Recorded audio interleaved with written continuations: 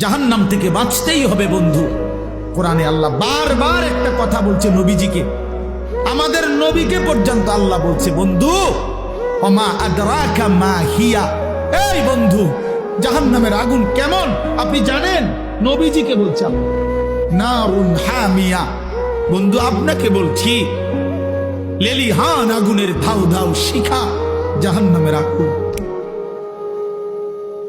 ওমা আদরাকা মাল হুতামা, আল্লাহ বলছে বন্ধু হুতামা নামক জাহান্নামের আগুন কেমন জানেন?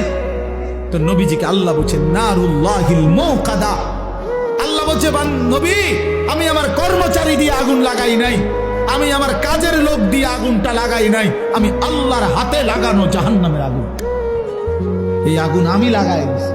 নারুল্লাহ আমার হাতে জ্বালানো আগুন, আল্লাতী তাত্তাদিউ আলাল আফইদা, আল্লাহ বলে বন্ধু জাহান্নামের আগুনের প্রথম ফোঁটা, প্রথম স্পর্শ যখন জাহান্নামের আগুনের লাগবে, ছুঁইবে, সাথে সাথে নাফরমানের পুরা দেহ, ভিতরের সমস্ত অঙ্গ প্রত্যঙ্গ, কলজা সুদ্ধা একই মুহূর্তে জ্বালায় ফেলবে।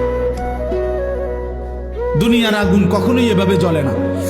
দুনিয়ার আগুন এক সাইড থেকে জ্বলতে থাকে, চেষ্টা করে লাফালাফি করলে, দৌড়ঝাঁপ করলে, ইচ্ছা করলে হয়তো বাঁচানো যায়।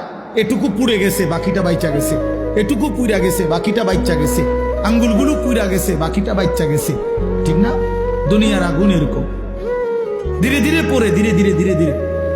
কিন্তু আল্লাহর কসম, আল্লাহ কোরআনে বলছে জাহান্নামের আগুন যখন প্রথম সেকেন্ড স্পর্শ করবে, কলজা সুদ্ধা ভেতর বাহির পুরাটা একসাথে প্রথম মুহূর্তেই জ্বালায় ফেলবে।